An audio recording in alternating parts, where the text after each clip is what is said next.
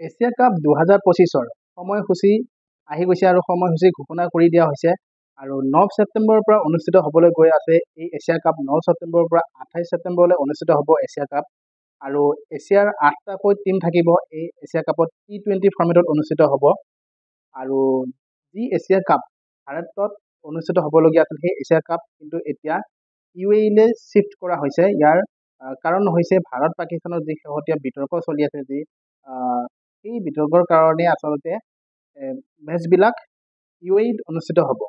এই Asia cup T20 ফৰ্মেটত অনুষ্ঠিত হ'ব আৰু 8টা টীমক 2টা গ্ৰুপত ভাগ কৰি দিয়া হৈছে, গ্ৰুপ A আৰু গ্ৰুপ B। গ্ৰুপ এত আছে ইণ্ডিয়া, পাকিস্তান, UAE আৰু ওমান। ইণ্ডিয়া আৰু পাকিস্তান একেটা গ্ৰুপতে ৰখা হৈছে। গ্ৰুপ বিত শ্ৰীলংকা, বাংলাদেশ, আফগানিস্তান আৰু হংকঙক ৰখা হৈছে। আৰু এই এছিয়া কাপৰ মেচবিলাক কেতিয়া কাৰ লগত অনুষ্ঠিত হ'ব পোনপটীয়াকৈ আমি চাওঁ আহকচোন। প্ৰথমখন মেচ অনুষ্ঠিত হ'ব 9 ছেপ্টেম্বৰত আফগানিস্তান আৰু হংকঙৰ মাজত। দ্বিতীয়খন মেচ 10 ছেপ্টেম্বৰত ইণ্ডিয়া ভাৰ্চেছ UAE।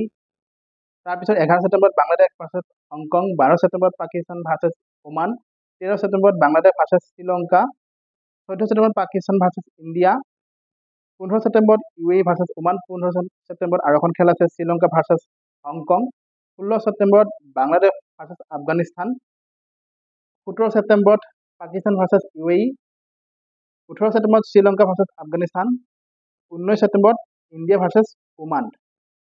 এইকেইখন হৈছে লীগ মেচ। লীগ খেল শেষ হোৱাৰ পিছত গ্ৰুপ এৰ পৰা 2টা টীম আহিব আৰু গ্ৰুপ বিৰ পৰা 2টা টীম কোৱালিফাই হ'ব টপ 4লৈকে। আৰু টপ 4ৰ মাজত ছুপাৰ 4 বুলি কয়, ছুপাৰ 4ৰ খেল অনুষ্ঠিত হ'ব। গোটেইকেইটা টীমৰ মাজত ছুপাৰ 4 অনুষ্ঠিত হ'ব। তাৰপিছত যি 2টা টীমে টপ কৰিব সেই 2টা টীমৰ মাজতে ফাইনেল মেচখন অনুষ্ঠিত হ'ব 28 ছেপ্টেম্বৰ তাৰিখে। আৰু ছুপাৰ কাপৰ মেচ কেইখন অনুষ্ঠিত হ'ব 20 ছেপ্টেম্বৰ, 21 ছেপ্টেম্বৰ, 23 ছেপ্টেম্বৰ, 24 ছেপ্টেম্বৰ, 25 ছেপ্টেম্বৰ আৰু 26 ছেপ্টেম্বৰ তাৰিখে। আৰু খেলবিলাক অনুষ্ঠিত হ'ব UAE, ডুবাই আৰু আবুধাবিত। আৰু খেলৰ সময় যদি ক'বলৈ যাওঁ, প্ৰত্যেকখন খেল অনুষ্ঠিত হ'ব সময় সন্ধিয়া 7:30টাৰ পৰা। এয়া আছিল এছিয়া কাপ 2025-ৰ সময়সূচী। মুঠ 19খন খেল অনুষ্ঠিত হ'ব 9 ছেপ্টেম্বৰৰ পৰা 28 ছেপ্টেম্বৰলৈ অনুষ্ঠিত হ'ব খেলকেইখন। আৰু সকলোৱে জানে যে এছিয়া কাপৰ ডিফেণ্ডিং চেম্পিয়ন হৈছে ভাৰত। আৰু ভাৰতে আটাইতকৈ বেছি এছিয়া কাপৰ কিতাপ দখল কৰিছে। বৰ্তমানলৈকে ভাৰতে 8বাৰকৈ এছিয়া কাপৰ কিতাপ দখল কৰি থৈছে। আশা কৰিম এইবাৰো ভাৰতে এছিয়া কাপৰ চেম্পিয়ন হওক।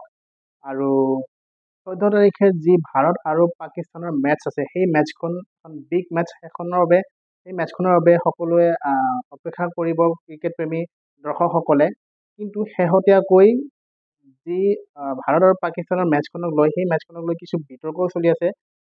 বহুতে কৈ আছে সেই মেচখন হ'ব নালাগে, কাৰণ কিছুদিন পূৰ্বে যি পেহেলগামত ঘটনা ঘটি গৈছে আৰু ভাৰত আৰু পাকিস্তানৰ মাজত যি যুদ্ধ সদৃশ পৰিৱেশ হৈ গৈছে, তাৰ বাবে ভাৰত আৰু পাকিস্তানৰ মাজত যাতে ক্ৰিকেট খেলো অনুষ্ঠিত নহয় তাৰ বাবে বহুতে কৈও আছে আৰু দেশৰ চেণ্টিমেণ্টৰ কথা আছে।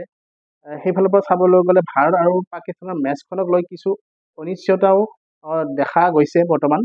কিন্তু বৰ্তমানতো এছিয়া কাপৰ সময়সূচী ঘোষণা কৰি দিছে আৰু তাত 14 ছেপ্টেম্বৰত ভাৰত পাকিস্তানৰ মেচ দেখুওৱা হৈছে, ভাৰত পাকিস্তানৰ মেচ হ'ব বুলি। পিছলৈ কি হয়গৈ সেইটো সময়ে ক'ব। আৰু সেই বিষয়ে কিবা আপডেট আহিলে আপোনালোকক আপডেটবোৰ দি যাম। চাই থাকিব ভিডিঅ'বিলাক ভাল লাগিলে সকলোৱে লাইক শ্বেয়াৰ কৰি দিব, লগতে চেনেলটো ছাবস্ক্ৰাইব কৰি দিব নাপাহৰিব। ধন্যবাদ।